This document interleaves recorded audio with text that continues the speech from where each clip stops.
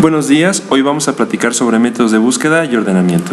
De entrada, tenemos que considerar que los métodos o búsquedas de ordenamiento son una serie de elementos que se trabajan mucho en sistemas para poder acomodar caracteres que pertenecen a un arreglo en orden creciente o secuencial o de una manera ordenada. En este caso, tenemos por definición que decir que son una diversa serie de operaciones que sirven para ordenar un grupo de elementos de un arreglo determinado. Bueno, muy bien. Vamos a contemplar ahora unos tipos de ordenamientos o de algoritmos de ordenamiento básicos. En este caso, hablaremos de ordenamiento por selección, inserción y burbuja, que son los básicos. Y hablaremos de ordenamientos tipo Shell, Quicksort y Radix Sort. Bueno, vamos a empezar primero por el ordenamiento por selección. En este caso, el primer elemento que vamos a tomar va a ser el arreglo 0, o es decir, el número 2. Y este lo vamos a comparar con el número que está en la posición 3. Esto se va a deber a que vamos a tener que tomar en cuenta que vamos a tomar el número hacia la derecha después del arreglo seleccionado previamente, que es menor. En este caso es el número 1, por lo tanto nos vamos directamente hacia la posición 3. Hacemos en todo caso la consulta y vemos que el arreglo 0, que en este caso contenía el número 2, tiene un mayor número, o es más grande que el arreglo que estaba en la posición 3, que ahora es el arreglo 0. En la parte consecutiva vemos que el arreglo de la posición 1 es 4, lo vamos a comparar con el 2 y vemos que sí se ejecuta un intercambio.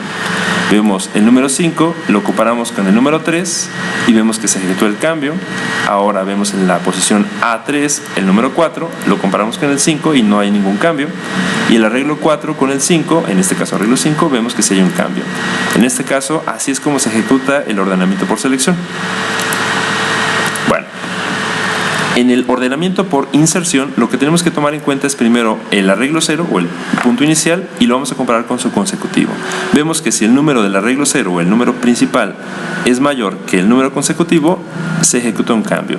De esa forma nos vamos directamente hacia el consecutivo del previo seleccionado y vemos que en la posición A1 o en el número 5 sí es un número mayor al arreglo 2, que en este caso es el 1, y se ejecuta en cambio. Vamos a tomar en cuenta que en la parte de atrás todavía tenemos un pendiente. Esto le llamamos recursividad. Vemos que el arreglo 0, que contiene el número 3, sí es intercambiable por el arreglo 1, que tenía el número 1. Seguimos en la parte de 5, en el arreglo 2, y vemos que sí se puede intercambiar otra vez con el correspondiente, que es el 2. Nos vamos a la parte de arreglo 1 y vemos que el 3 todavía puede hacer un intercambio con el arreglo 2, se ejecuta el intercambio. El arreglo 2 con el arreglo 3 no ejecuta ningún cambio, y en el arreglo 3, que equivale al número 5 con el arreglo 4, sí ejecuta en cambio. En este caso ya podríamos decir que tenemos un ordenamiento terminado. Bueno, el ordenamiento de burbuja es uno de los más complejos o más tediosos por el hecho de que tiene bastante trabajo de recursividad, es decir, se regresa varias veces a consultar y a generar intercambios o ordenamientos. Veamos, vamos a tomar en esencia la idea de que si el primer número que tomamos, que en este caso es el primer número A0 o 4, es menor al consecutivo, puede generarse en todo caso un intercambio. En este caso no es así, dado que el 4 es menor que el 6. En el arreglo 1 vemos que tenemos un número que es el 6 y en el 2 tenemos el 1. Entonces, en todo caso, aquí sí procede el intercambio. En el arreglo 2 tenemos un 6 comparado con el 2, que es el consecutivo, y vemos que también hay un cambio. Vamos a tomar en cuenta ahora el arreglo 3 y vemos que sí también hay un cambio. Y finalmente vemos que en la parte del arreglo 4 hay otro intercambio. En este caso hacemos otra vez un regreso, un retorno, y vemos que hay todavía algunos puntos en donde tendríamos que hacer comparaciones e intercambios. En este caso, la cantidad de elementos o la cantidad de veces que hagamos recursividad, es decir, o retorno, va a depender de la numeración y de la posición adecuada de estos números.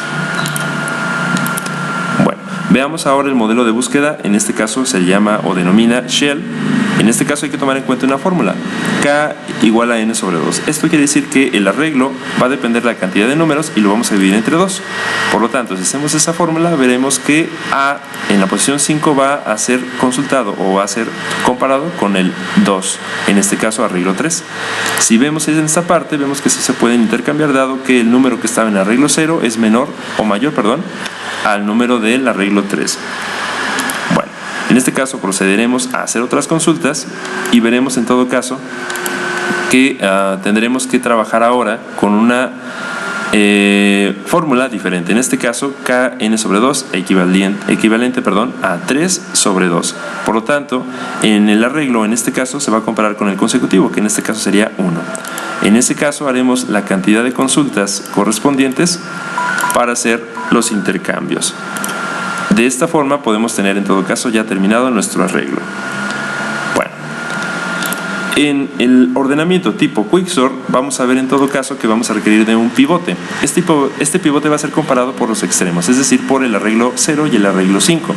Cuando este pivote sea en todo caso menor, vamos a tener en todo caso una respuesta adecuada, o es decir, un intercambio. Vemos que en este caso no podemos proceder a un intercambio dado que el número 3 es en todo caso menor al 4 y el 6 es mayor al 4. Pasamos a los extremos que están en la parte interna y vemos que el 2 es un número menor al 4 y el 5 es un mayor al 4, por lo tanto tampoco hay intercambio.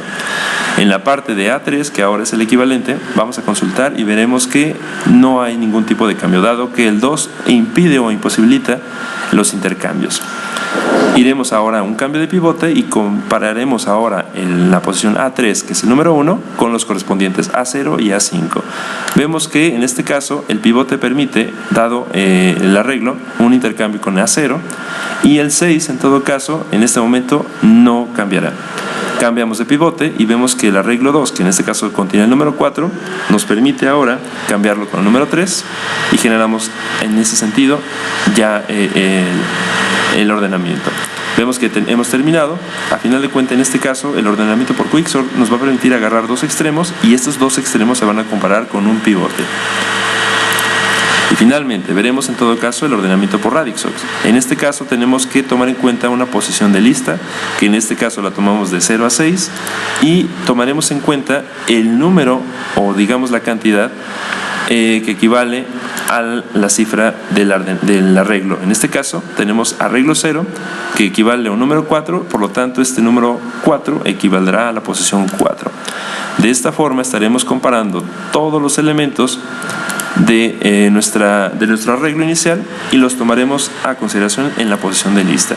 Una vez que acabemos de ordenar los números que contienen los arreglos en la lista, procederemos a subirlos en la posición que corresponde. En este caso, A0, que es el arreglo 0, tendrá en todo caso el número 1, el arreglo 1 tendrá el número 2 y así sucesivamente hasta terminar con el enlistado. Hay que tomar en cuenta algo muy importante.